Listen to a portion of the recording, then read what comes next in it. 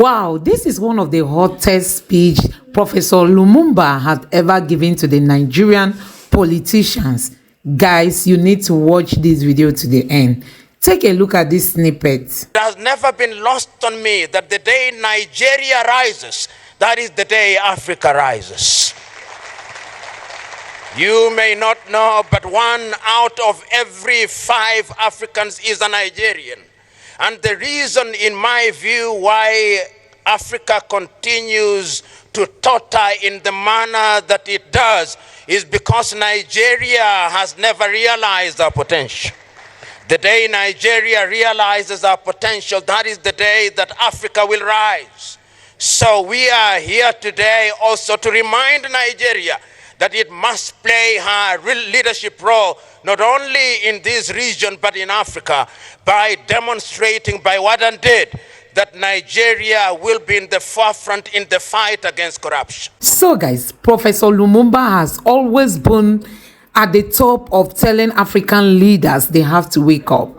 And this time he's directing his speech to the Nigerian politicians. He said, even if we can just work on our judiciary, and don't forget that is what gave rise to the new president of Senegal. The president of Senegal has said he is going to ensure he separates the judiciary from the executive. Just take a look at this hot speech by Professor Lumumba and you are going to love it. It has never been lost on me that the day Nigeria rises, that is the day Africa rises. You may not know, but 1 out of every 5 Africans is a Nigerian.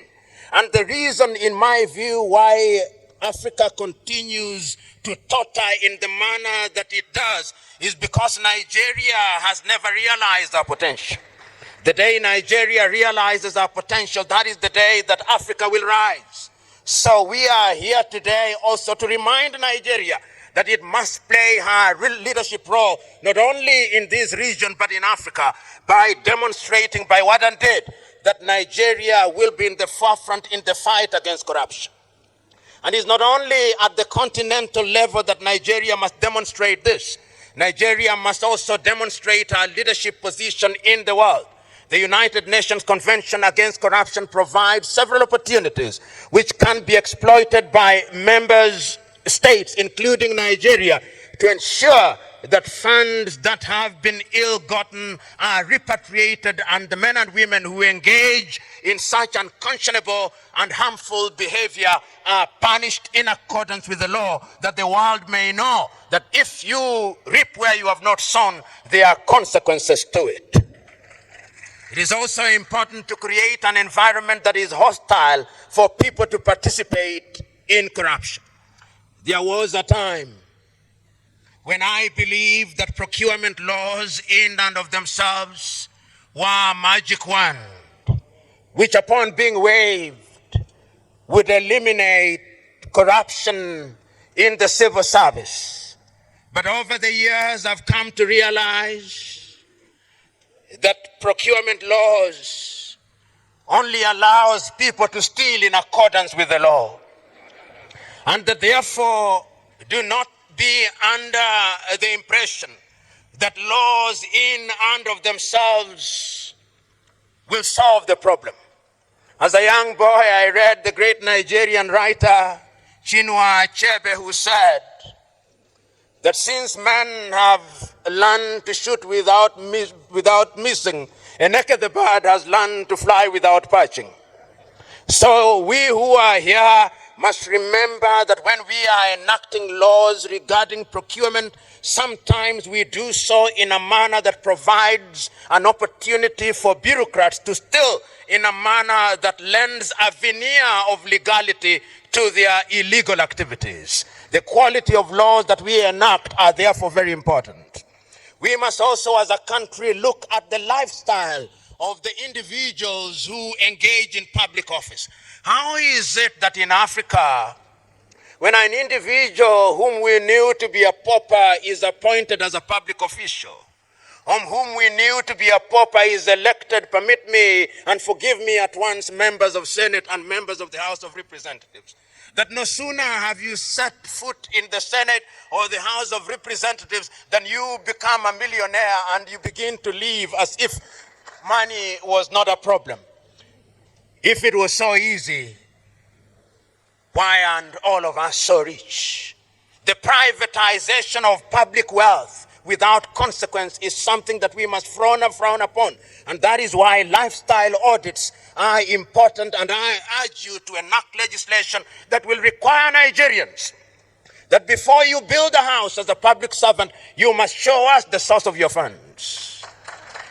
You must tell us where you got the money. And if you did that, you'd be amazed that those who build mansions will be reduced by 99%. And corruption is something that also undermines democracy. That is the tragedy of corruption. And it has now been demonstrated that in the countries where corruption has been fought and fought successfully, democracy also thrives. I've already indicated to you countries such as Mauritius and Botswana, which are the only two countries in Africa ever to have had budget surpluses, because the leaders in those countries have been in the forefront in the fight against corruption. The other thing that we must do is to create public awareness.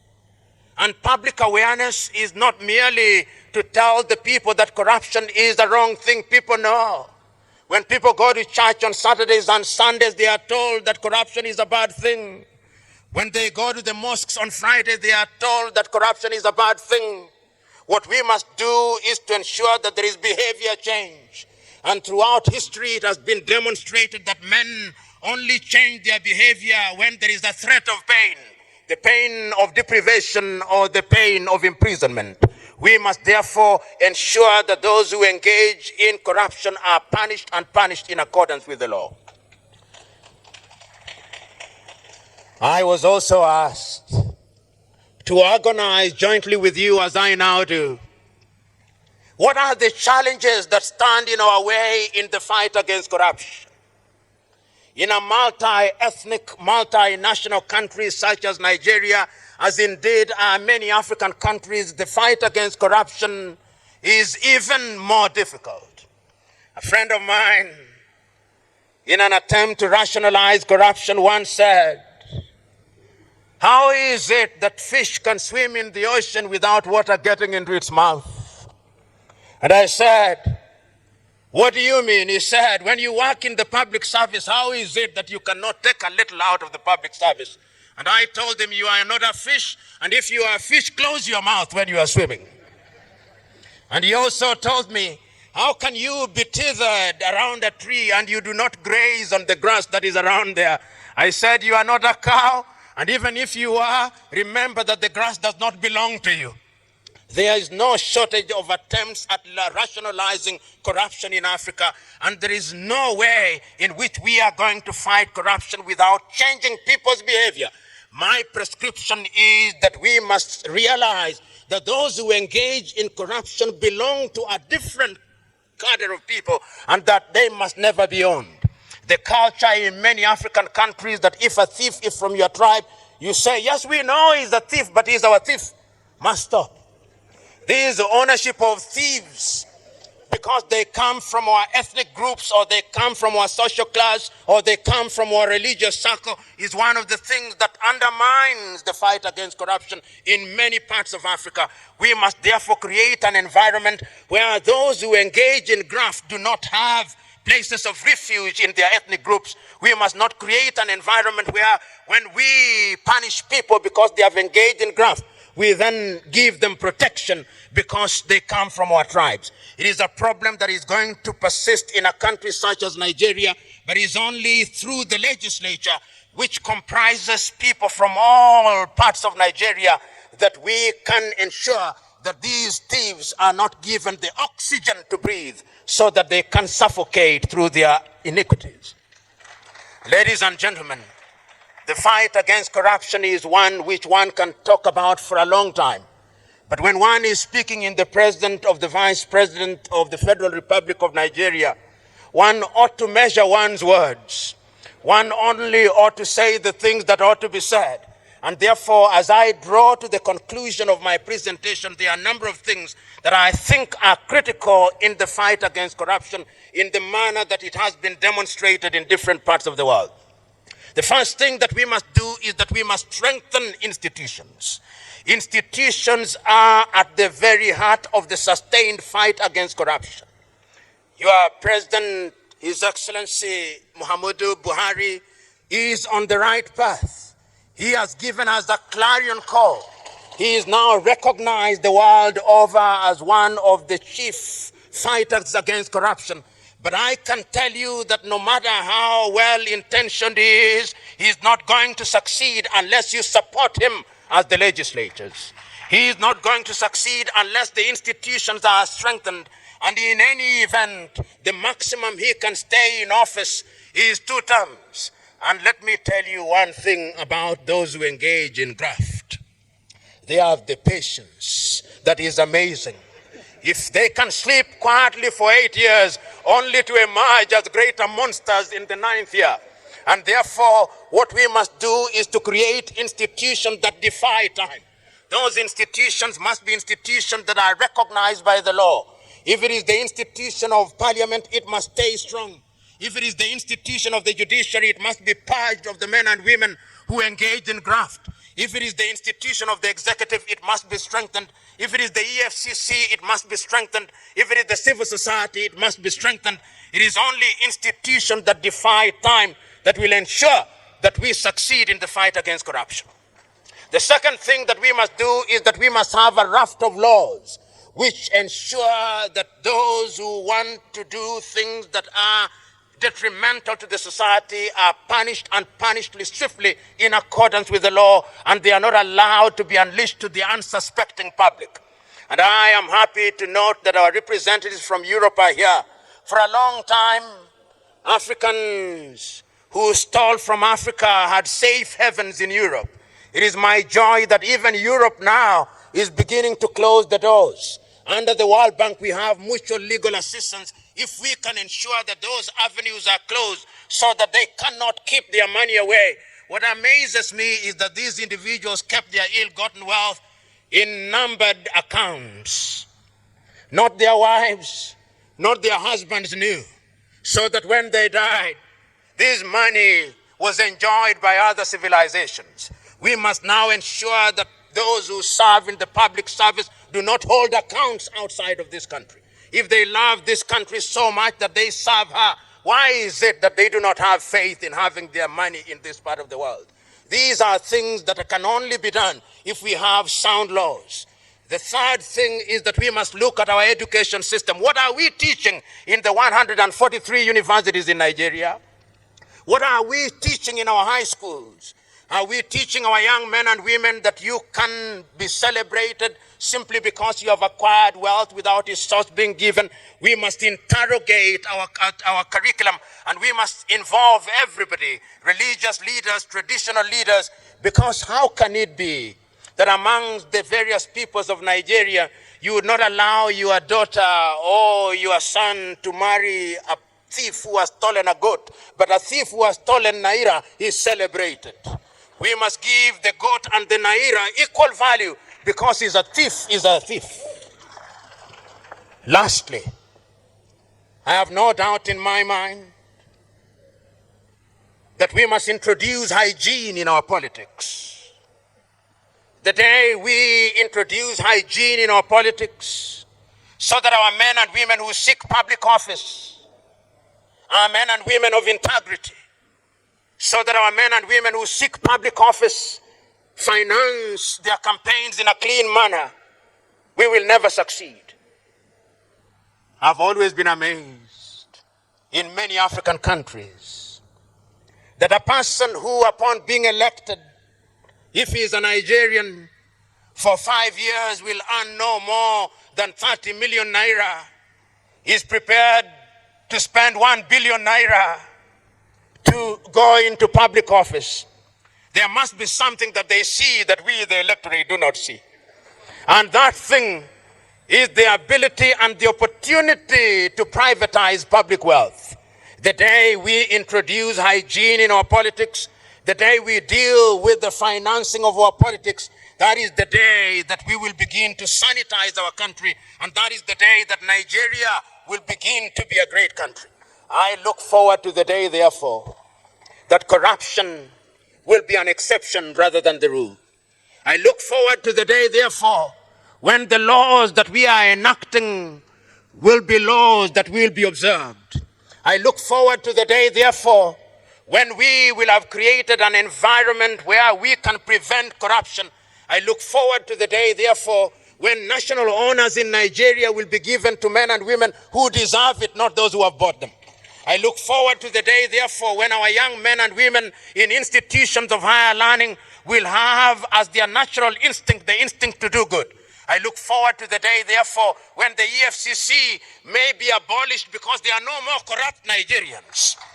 I look forward to the day, therefore, when all these laws will have their pride of place. I look forward to the day, therefore, when the protocols of Africa and when the laws of Africa will be in the museum of history because corruption will have been eliminated. I look forward to the day when we will be able to say, like the man in the Bible, corruption, where is thy sting?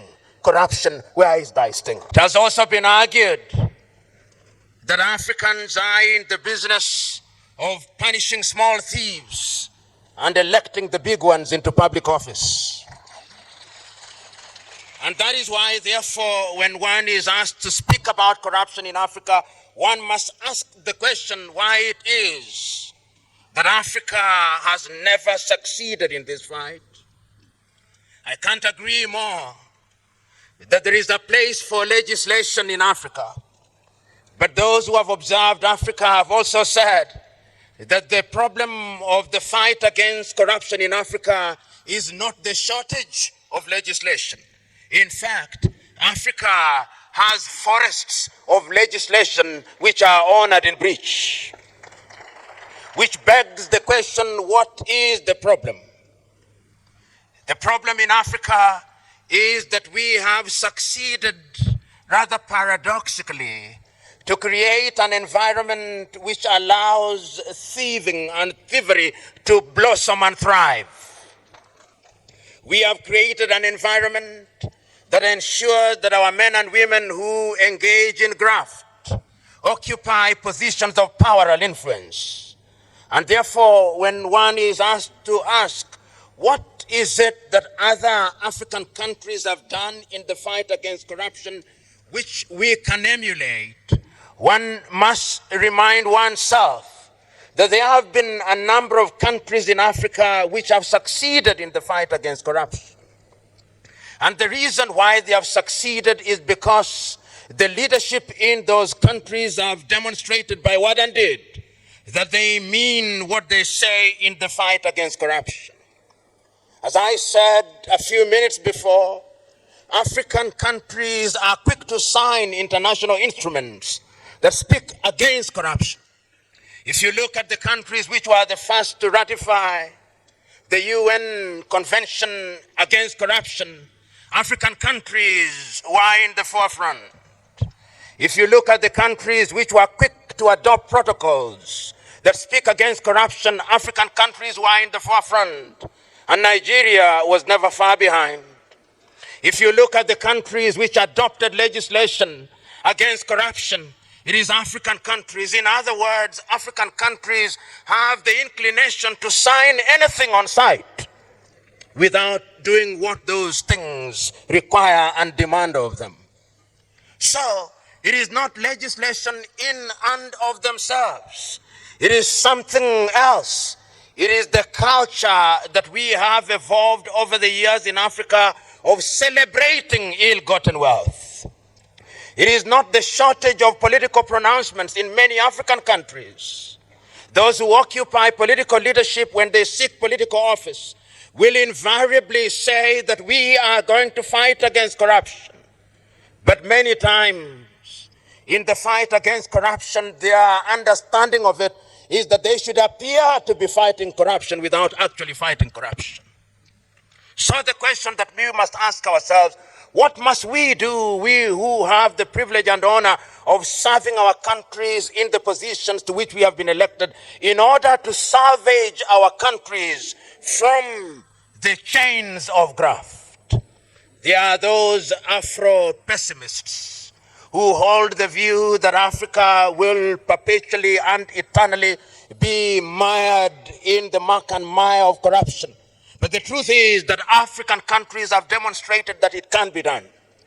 Countries such as Botswana have demonstrated that when there is a committed leadership at the very top, corruption can be fought and can be fought successfully. Countries such as Mauritius have demonstrated that corruption can be fought. Countries such as Rwanda have demonstrated that corruption can be fought. And what they have demonstrated is that corruption is so serious a business that it cannot be left to the political class. They have demonstrated that corruption is so serious and ill that it cannot be the fight against corruption cannot be conducted on the basis of equivocal and vague political pronouncements or technicalities of procedure. They have demonstrated that sometimes there must be a deliberate conspiracy of institutions in order to fight corruption. They have demonstrated that the executive must positively and creatively conspire with the legislature, and that the legislature must conspire with the judiciary not to undermine those institutions, but to strengthen those institutions. And I hold the view that it can be done, and it must be done, because if it is not done, many African countries will never realize their potential. It has also been demonstrated by those countries that in order to fight corruption, there must be collaboration of a continental nature. And it is not lost on me that the African Union has brought to pass the African Convention for Combating and Preventing Corruption, which is a continental instrument that allows African countries to participate in the fight against corruption through collaboration. And it can be done through regional efforts. In the ECOWAS region, the ECOWAS environment provides an opportunity for Nigeria and the countries in this part of the world an opportunity to engage in the fight against corruption in a positive manner.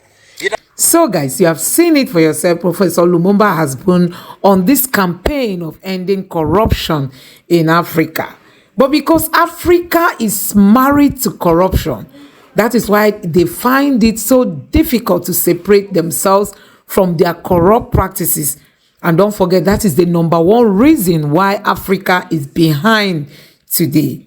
But like you can see, Professor Lumumba has not left any stone unturned in calling out African leaders that they have to stand up. He specifically told the Nigerian leaders that if Nigeria can occupy its position, every other African country is going to follow suit.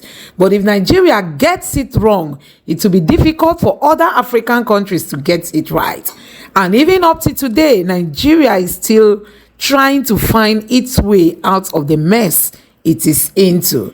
With the last election being rigged, I mean the 2023 election that was rigged by INEC, Nigeria is still struggling with almost its challenges, even up to today. So guys, I don't know what you make of this speech.